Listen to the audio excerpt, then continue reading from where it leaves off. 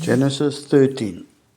Then Abram went up from Egypt, he and his wife and all that he had, and Lot with him to the south, that is to the Negev, that's a desert area in Israel. Abram was very rich in livestock, in silver and in gold.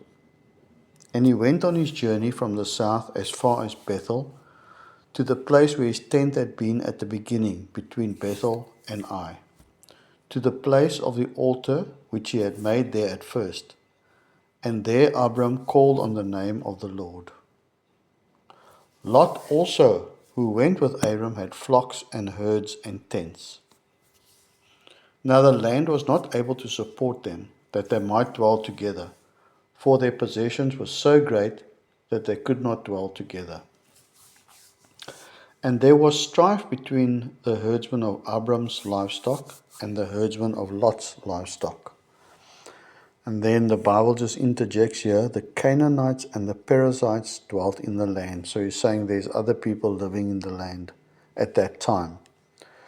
So Abram said to Lot, please, let there be no strife between you and me, and between my herdsmen and your herdsmen, for we are brethren.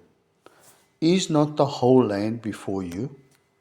Please separate from me. If you take the left, then I will go to the right. Or if you go to the right, then I will go to the left. And Lot lifted up his eyes and saw all the plain of Jordan, that it was well watered everywhere, like the garden of the Lord, like the land of Egypt as far as you go towards Zoar. This was before the Lord destroyed Sodom and Gomorrah. So here we see that Lot is not being led in a sense by the Spirit of God or by God. He's looking into his eyes, so he's obviously been led by his natural senses. Verse 11. Then Lot chose for himself all the plain of Jordan, and Lot journeyed east, and they separated from each other. Abram dwelt in the land of Canaan, and Lot dwelt in the cities of the plain, and pitched his tent even as far as Sodom. Now this is the first allusion to the people of Sodom. But the men of Sodom were exceedingly wicked and sinful against the Lord. So he's just highlighting the people's makeup in Sodom. Verse 14. And the Lord said to Abram, after Lot had separated from him, lift your eyes now and look from the place where you are, northward, southward, eastward and westward. For all the land which you see, I give to you and your descendants forever. So the Lord had just said that there were two other tribes that he mentioned, the Canaanites and the Perizzites, living there.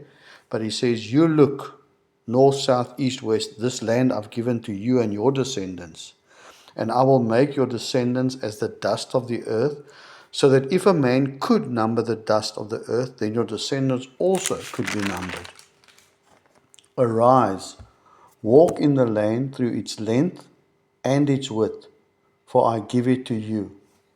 Then Abram moved his tent and went and dwelt by the terebinth trees of Mamre, which are in Hebron, and built an altar there to the Lord.